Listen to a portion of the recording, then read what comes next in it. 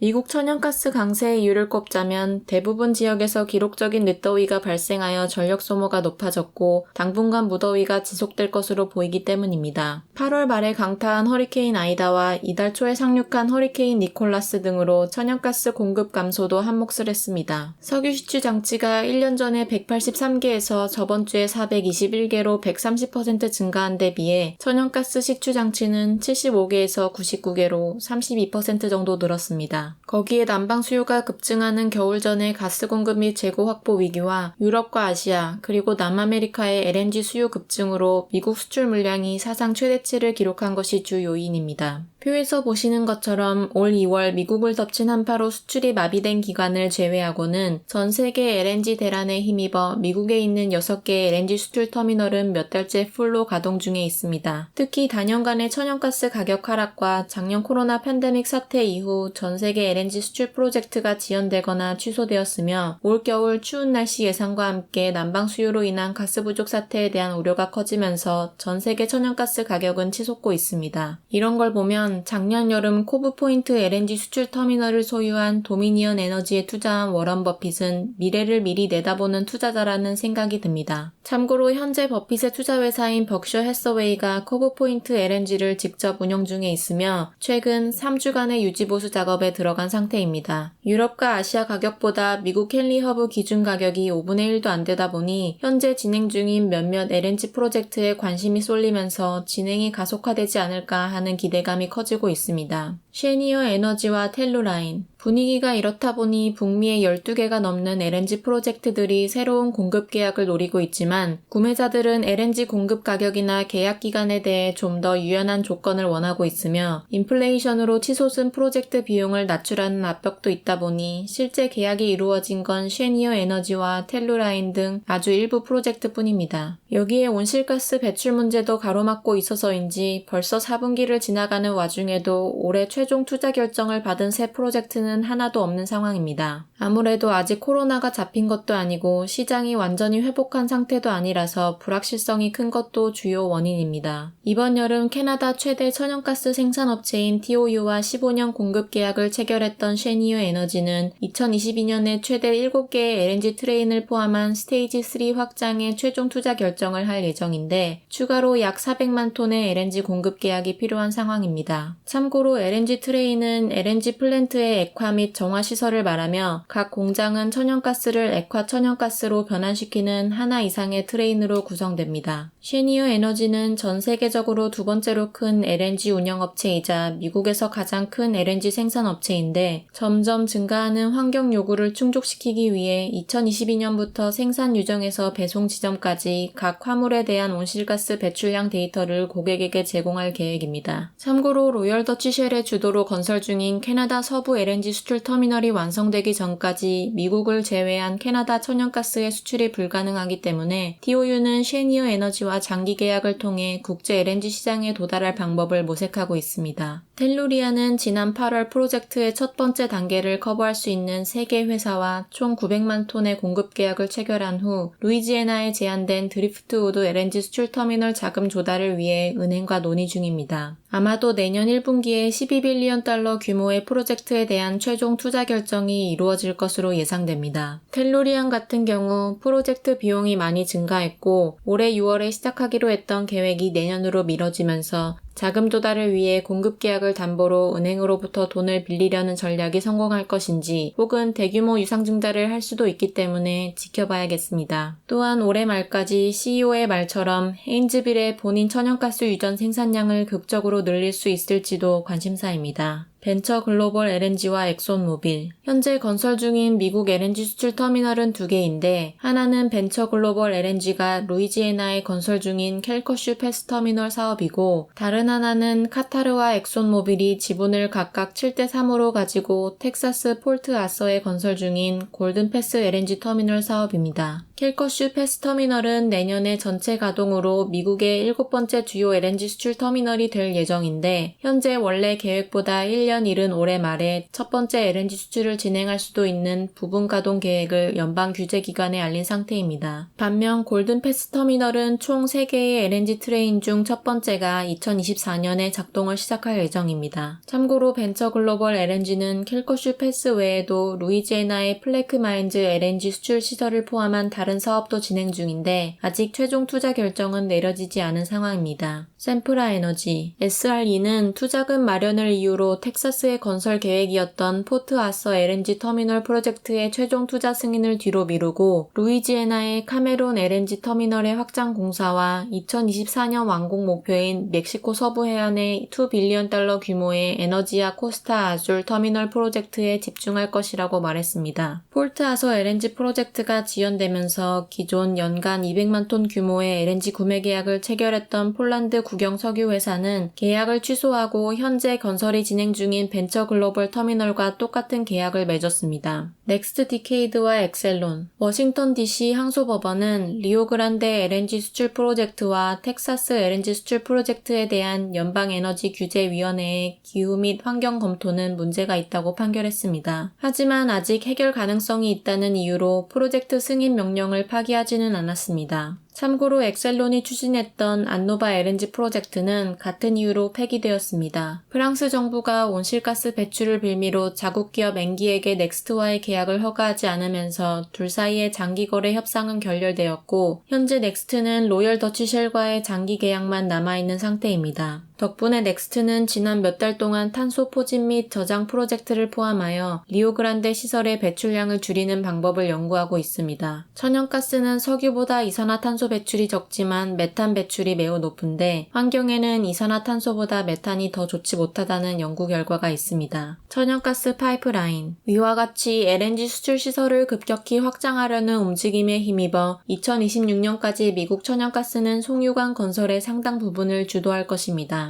향후 5년간 가동될 것으로 예상되는 45개의 파이프라인 프로젝트 중 최소 16개가 걸프 연안에서 운영 중이거나 개발 중인 LNG 터미널과 연결되어 있으며 2024년도에만 6개의 수출 터미널이 상업 서비스를 시작할 것으로 예상될 정도로 핫한 상황입니다. 나머지 다른 송유관 프로젝트들도 천연가스를 유틸리티 회사나 발전소 혹은 최종 사용자에게 공급하도록 설계되어 있습니다. 벤처 글로벌 LNG는 본인의 캘커스 패스, 플래크마인즈 그리고 델타 LNG 터미널에 제공하기 위해 400마일이 넘는 가스 파이프라인을 건설할 계획이며 이 터미널은 연간 5천만 톤의 LNG를 생산할 수 있습니다. 한편 텔루리아는 내년에 건설을 시작할 예정인 드리프트우드 LNG 터미널을 위해 323마일의 송유관을 계획 중입니다. 또한 텔루리아는 수출 물량을 확보하기 위해 현재 생산 중인 헤인즈빌 가스 유전에 더 많은 면적을 매입하거나 다른 회사와 파트너십을 맺으려고 시도할 것입니다. 하지만 여전히 많은 천연가스 파이프라인 프로젝트들이 환경과 법적인 문제로 허가가 지연되면서 취소되거나 연기되고 있고 아시아와 유럽 등 해외 수요가 증가하면서 천연가스 전망이 밝음에도 불구하고 대부분의 미드스트림 회사들이 내년도 자본 지출을 최소화할 것으로 예상되면서 기존 LNG 파이프라인이 가장 큰 수혜를 입을 것으로 보입니다. 제품 가격보다 처리량이 더 중요한 미드스트림에 투자할 때에는 아직 2019년 피크 생산량이나 수요가 회복되지 않은 석유 송유관 업체보다는 천연가스나 NGL 수송을 우선시하는 천연가스 위주의 미드스트림 업체를 고르는 것이 현명해 보입니다. 작년 기준 천연가스의 가장 큰 수출국은 러시아, 미국, 카타르, 노르웨이, 호주, 캐나다 순인데 유가와 비교해보면 천연가스 가격은 전 세계적으로 불균등합니다. 현재 유럽이나 아시아 가격이 미국의 5배 이상 하는 걸 보면 잘 알 수 있습니다. 기본적으로 원유보다 천연가스 운송이 더 복잡하고 어려우며 비용 또한 많이 들기 때문입니다. 생산지와 소비 지역이 가까이 육지로 연결되어 있다면 송유관을 통해서 운송이 가능하지만 바다 건너 있거나 거리가 멀다면 지형적인 한계가 있기 때문에 선박을 통해서 수송해야 합니다. 특히 세계 최대 천연가스 수출국 중 하나인 반도국가 카타르 역시 해양 시추이기 때문에 LNG 선박에 크게 의존할 수밖에 없습니다. 하지만 기체인 천연가스를 더 많이 많이 수송하기 위해 부피를 약 600분의 1로 줄이기 위해서는 액화시켜야 하고 주성분인 메탄의 비등점이 마이너스 162도이기 때문에 그 온도까지 낮추어서 액화하고 재기화하는 기술은 원유를 처리하는 것과는 비교할 수 없을 정도로 어렵습니다. 냉동실이 마이너스 20도이고 드라이아이스가 마이너스 80도인데 LNG 운반선의 화물창은 마이너스 162도의 초저온 상태를 유지해야 합니다. 하지만 해상 날씨에 따라 화물창 내외부의 온도차가 발생하기 때문에 니켈 합금강이나 스테인리스 강으로 제작되고 방열제를 이용한 특수 화물창이 필요할 뿐 아니라 증발하는 천연가스를 회수하여 선박의 연료로 사용하기 위해 디젤 엔진이 아닌 LNG 엔진을 사용하기 때문에 선박 단가와 수송 비용이 원유에 비해 엄청나게 늘어납니다. 이러한 기술적인 어려움과 비용 증가, 주요 수출국의 LNG 터미널 용량 초과 등의 이유와 계절적인 기후 변화로 인한 풍력 발전이나 태양광 단지의 비생산적인 발전 수준, 그리고 그동안 환경 문제를 해결하기 위해 석탄에서 천연가스 발전으로 넘어가면서 수요가 많이 증가한 점들 때문에 유럽과 아시아의 천연가스 가격이 치솟고 있습니다. 그리고 올 겨울에 매서운 한파가 불어닥치면 천연가스 가격이 100불에 도달할 수 있다고 시티그룹에서 약을 팔고 있습니다. 사실 천연가스는 이미 많이 올랐기 때문에 투자적인 면에서는 딜레마이기도 합니다. 미국 최대 천연가스 생산업체인 EQT를 비롯해서 천연가스 가격 상승당 토크가 가장 좋은 AR이나 RRC, 리퀴즈는 개나 줘버려 드라이가스 함량이 98%에 해당하는 CRK, 반대로 리퀴즈가 35%나 되는 SBOW, 알짜배기 석유회사 XEC를 꿀꺽한 재무상태 좋은 COG, 파산보호에서 돌아온 왕년의 대기업 CHK, 배당을 10% 정도 주는 로열티 업체 SJT, 그 외 SWN, CNX, GPOR, EPS 등이 미국의 주요 업스트림 천연가스 업체입니다. LNG 수송 선박업체 주식은 FLNG, TGP, GLOP 등이 있고 앞서 소개해드린 LNG 수출 터미널 업체들을 비롯해서 AM, OKE, KMI, ETRN, EPD 등등 너무 많아서 열거하기도 힘든 천연가스 집중의 미드스트림 업체들, 천연가스 선물 가격에 연동하는 ETF인 UNG, GAG, BOIL 등등, TOU, BIR, PEY, ARK, AAV, POU, TVE, CR, KEL, NVN 등의 캐나다 천연가스 회사들, 이런 천연가스 주식 중 하나는 들고 있어야 할 것 같습니다.